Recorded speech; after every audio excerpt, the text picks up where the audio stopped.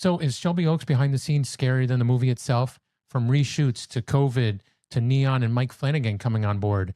We're going to tell you all about it. So stay tuned.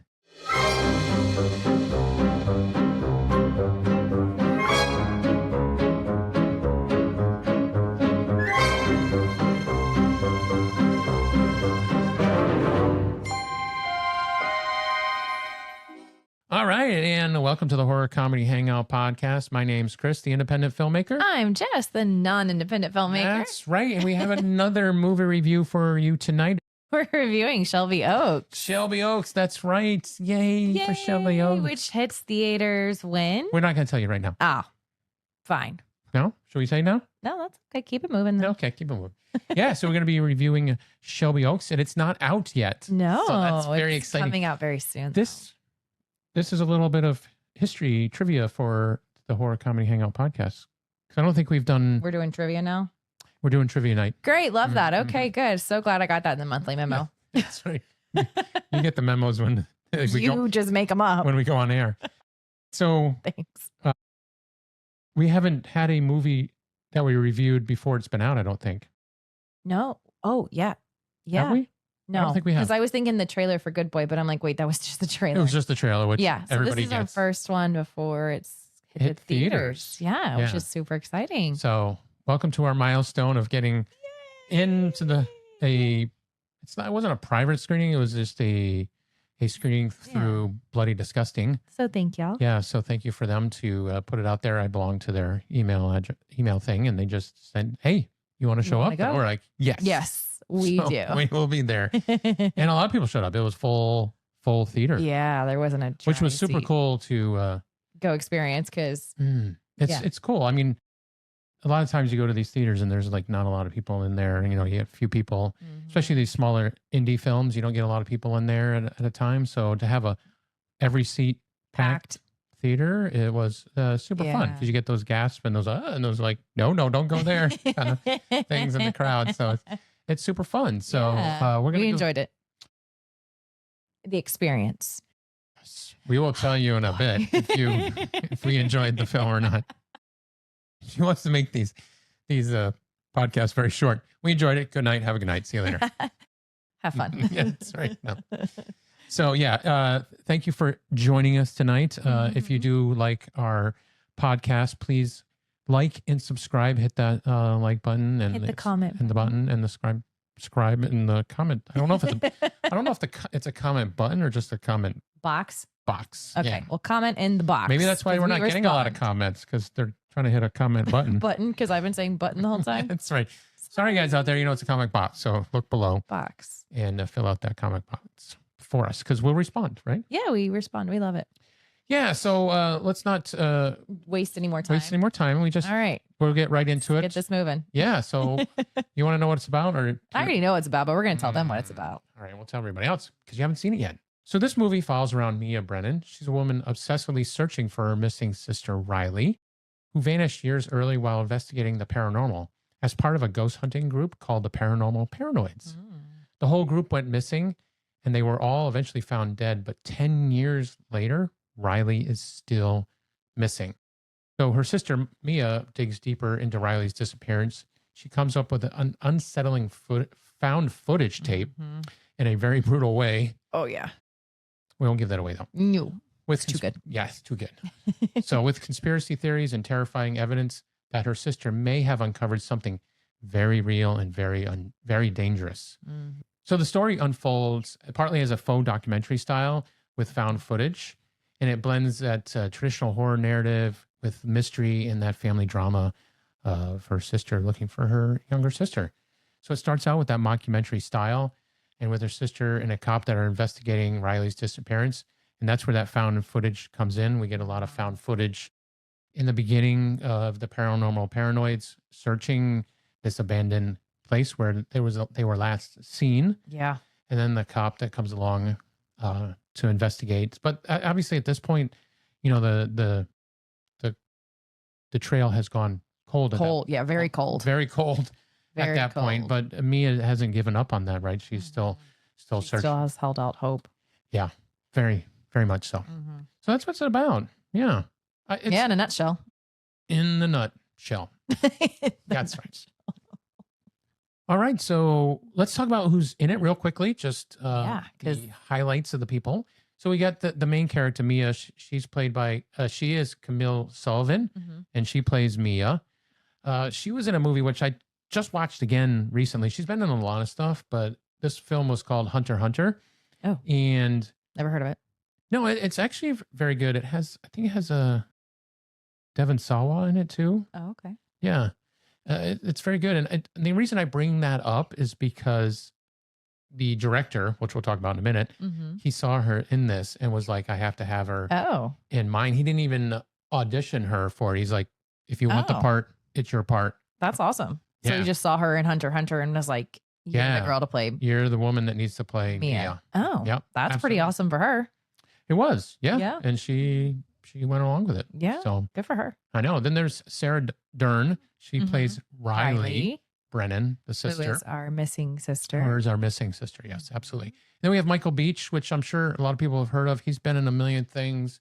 Such a good actor. Such a great actor, all the way from SWAT to an earlier 911 rescue thing that I used to watch that I loved back in the day. So he's been around forever and done a lot of things. He plays the detective. The thing with him is like, obviously he was more expensive and harder to get. So his scenes were just all done really quickly and then really packaged in. Yeah, there's not a lot. It's just in the beginning and then we don't see him anymore after that. We just follow the journey through the POV of Mia. Yeah.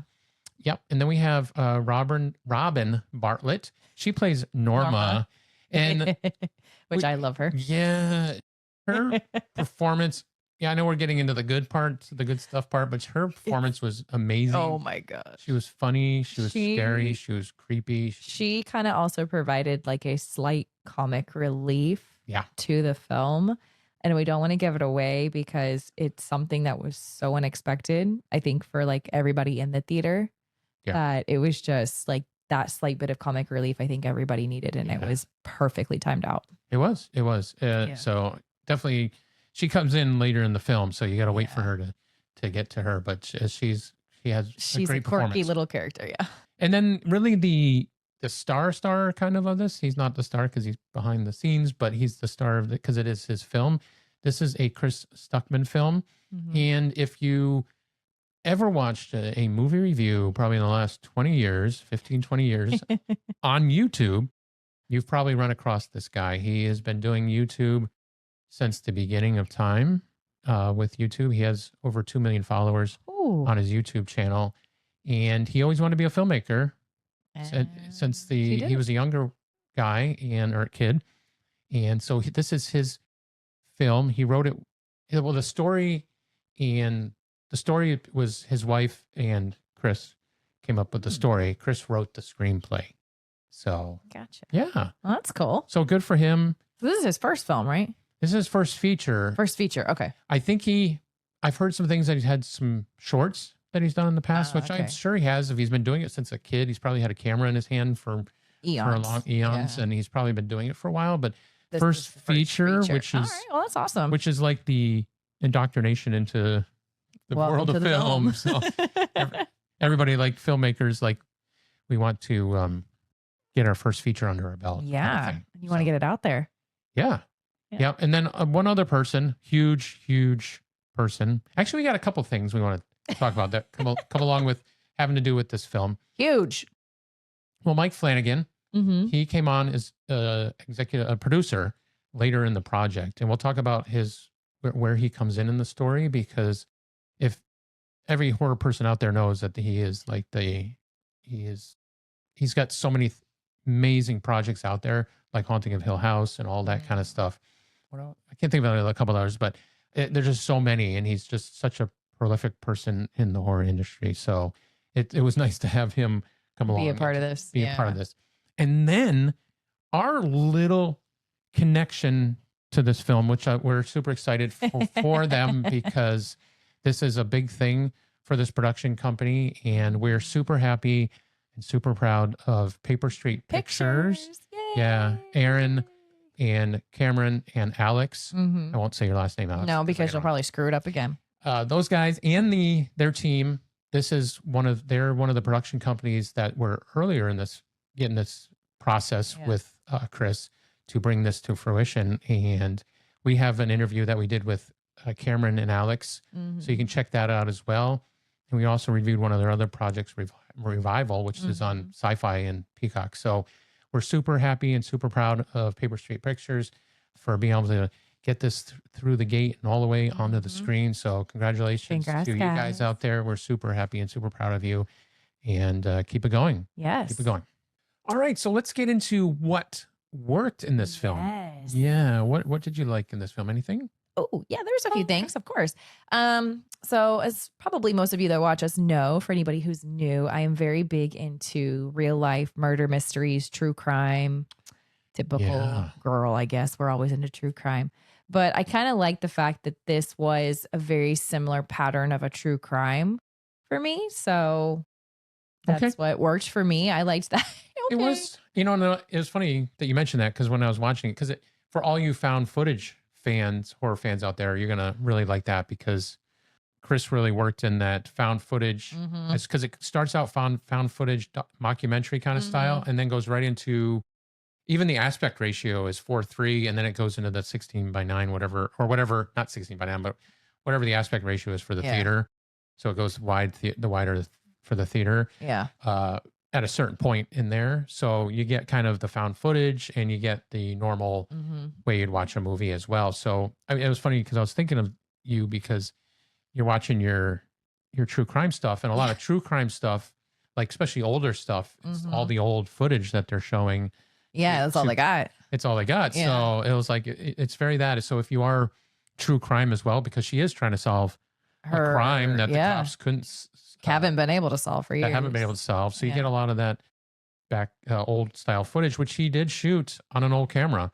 He shot it on an old camera, and he edited himself. He did some of the editing himself on the early stuff before they got 2 editors later down the road on an old iMac from 2007. So everything was like super old, just to, I don't know. But I liked the feeling of it though.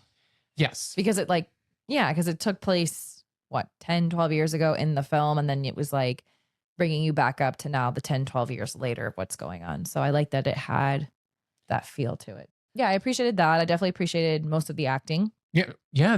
Well, that's what I was going to say next. It's funny you bring that up, because I was going to talk about Camille's performance, because that's, you get a few, obviously you get the group in the beginning and you get the cop and everything. But once the journey goes on, it's really, you're just following Camille through her journey to find her sister after this surprise thing comes to her door. We'll just say her door. Yeah. Don't want to give it away, because it was like, holy crap kind of moment. Yeah. And it was so good. And you were like, kudos to Chris for doing that, because it was just like, it left you in the cliffhanger. Yeah. So I really enjoyed her performance, because she had to do it all by herself. She had to, you followed her journey, and then you really kind of felt for her sister, the loss of her sister, and she really wanted to find her. And then it's that kind of formula where it's everybody's like, oh, you're crazy. And she's like, no, I'm not, it's, her husband didn't believe her, and other people don't believe her. And it's just like, no.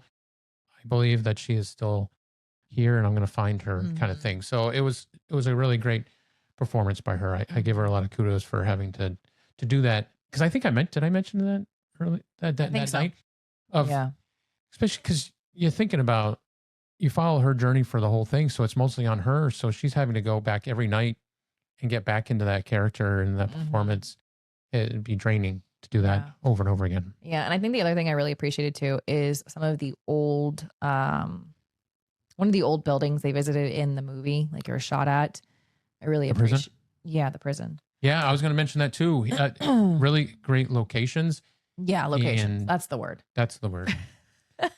Because Chris found some great locations. He said that he found, he was like, anything I could find abandoned in Ohio, I'm going to find abandoned in Ohio and use it. Yeah, because I was like, how did they find this? Yeah. It's like almost needle in a haystack finding. Yeah. I feel like. Yeah. Maybe, yeah. It was just a lot of searching, because I know I've searched for locations before, and it's just very time consuming. Yes, you have. And you're reaching out to everybody under the sun to try to find. And I get dragged along. Yeah. Or dragged along. Find one connection. So yeah, the atmosphere was really cool. Some of the locations he found were amazing, and really just obviously when you have those great locations, it just ups the production value, and it sets the scene really well. Really sets the scenes and sells it for sure. So I like that too. The atmosphere was good. The color grading, the shots were really done well. It felt Hollywood for indie film with the shooting of that. So yeah, I do appreciate that as well. So the other thing too is like, and I think we're gonna have to watch it again because there was some things in the background that even the first time through you don't see. Chris put a lot of spooky things. Some of the spooky things you could see in the background that showed up. Yeah, because I think you could catch them because sometimes it like certain little mystery pieces or little Easter eggs within the movie got replayed because her sister's trying to get the clues. So you kind of could pick up on them quicker. But there was, that's true. Yeah. Okay. But there was a few times, like I know what you're talking about. You're kind of like, you're searching the screen and you're like, okay, where's the next little hidden thing? So I think it like. Or scary things. Yeah. That's what I'm saying. More scary things that he just put in there that he didn't see. Yeah. Yeah. And the music too. There was a lot of violin type music in there too. That creepy, just makes your skin crawl. Yeah. Just crawling along. Like it made an intense feeling. It does. I tell you, I'm been working on a film right now that's coming out very soon, and it's just like the music is just when you lay the composer lays the music down, it just like emphasizes everything and just brings it to light. It's just such an important part, and you don't realize it until the music's there with because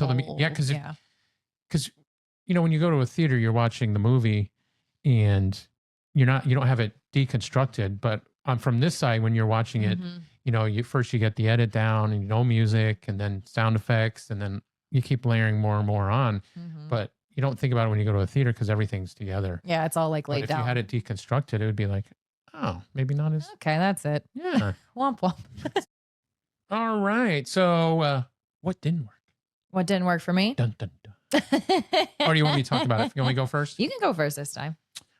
All right. So I think I'll start with there's not a lot. I really appreciate Chris, his journey on this, which we'll talk about in a minute too, because it was a long journey. It started before COVID, so it's been a long journey for him. So I do appreciate him in making your first feature film. That's impressive. Yeah. I'm gonna say if you're not a found footage person, it's not all found footage, but there is quite a bit in the beginning. So if you're not a found footage person, then you might not like it as much. Yeah, for sure. I'm working there to get to be more of a found footage person. I like some and some I don't. This one maybe had a little more than I wanted, but I'm still learning to be more of a found footage person. So that's all I'm saying is like, if you don't like found footage, you might not like that beginning for a little while there. Yeah. I think with the found footage for me, it was like, it kind of got confusing a little bit. And then in the beginning, I think it got confusing for me, but as the movie kind of went together, you kind of could piece it better. Yeah. But yeah, that was like the big thing for me. And again, I love true crime and I don't mind found footage, but I don't like having to sit there and just keep guessing. And then it's just like you start losing the story a little bit. So it starts to get confusing. Right. The other thing that there's not a lot, like I said, but the other thing was it was kind of familiar. It was more of a familiar movie, searching for your missing sister, haunted house kind of demon kind of thing. It felt very familiar. So there is kind of familiarity to it. So it wasn't as original as some other films that we've reviewed recently, but I still think it worked for sure. So there was a couple other things that I wanted to talk about because at the top of the show, we're like, you talked about the behind the scenes stuff of it. And this was definitely a labor of love for Chris to bring this to fruition because it was a long journey. This was a Kickstarter. He did Kickstarter to get this going. And this was the most funded horror film on Kickstarter with almost it was almost 1.4 million. That's insane. Dollars they made on the Kickstarter, and it's like I said, it's the most funded horror film on Kickstarter to date. That list was very long.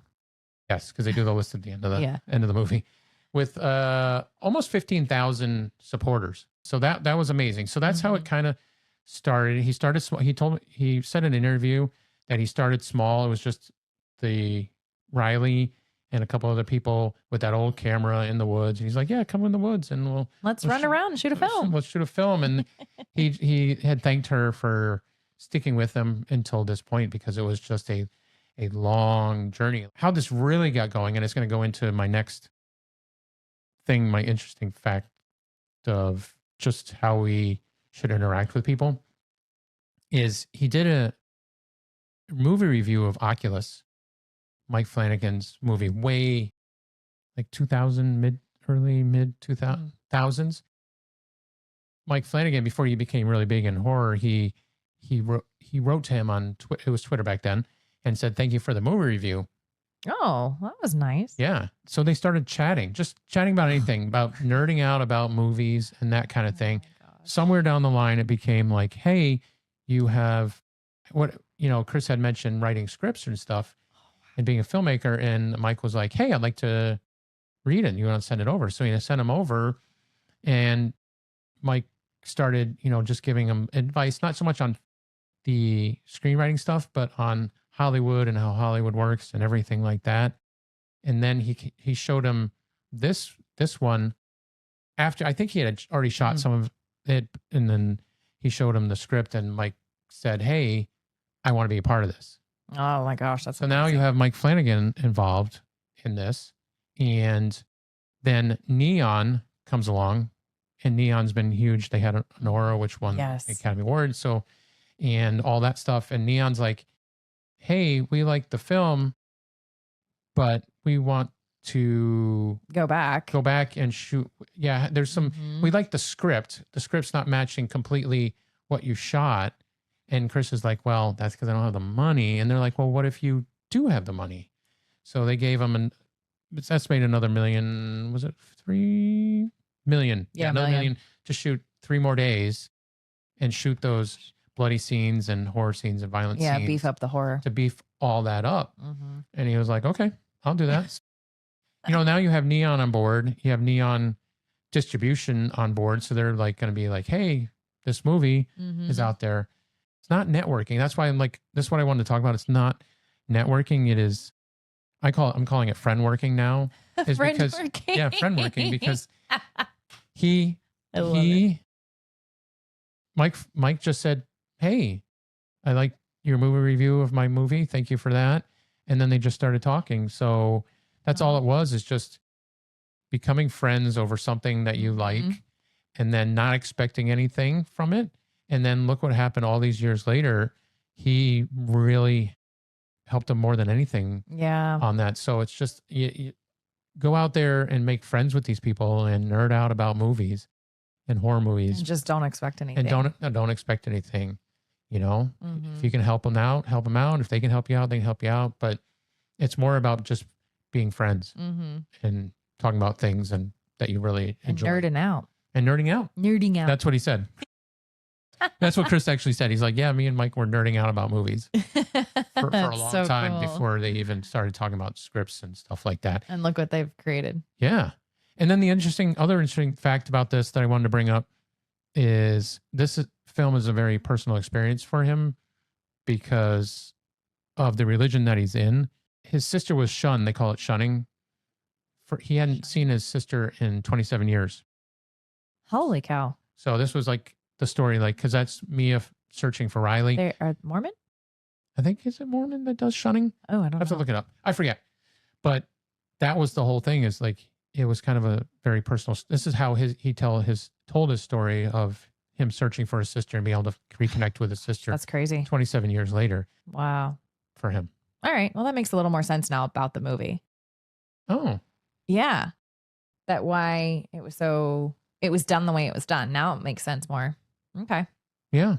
Interesting. Yeah, it's a great story. That's very interesting. Story. Okay, cool. And that's why I like to hear all those behind the scenes story, because, everybody, hates on these movies sometimes, but then it's just it's a very personal journey for them. And that's what you have to do when you're writing something, is it has to be a movie you want to watch, and then it has to be the more personal and more you put into it, it's going to be more people are going to like it. Yeah. And resonate with it. It has a personal touch to it. All right. So let's get into our recommendation of this movie. Fun. You might know by this point. The other thing too, in the recommendation section is if you are enjoying this podcast, please like and subscribe. Hit the like button, hit the subscribe button, and hit the comment button. Box. Not button. Box. Don't hit the comment box. There's no button. There's no button. I learned tonight there's no comment button. Please fill that out and please write to us. Because we will... we'll definitely respond. Yeah, we'll respond. All right, recommendation. What you thinking? I'm going to give it 3.5. I think I'm going to agree with you on that. 3.5. Yeah. 3.5 screaming? Smiles. Yeah, I'm going to agree with you on that. Okay. I don't think it was bad. Oh, I don't think it was Knowing bad at all. more like the personal touch and where the story kind of came from and how the film is. Yeah. And I will definitely say too, I would recommend definitely go to the theater, go see it. Please.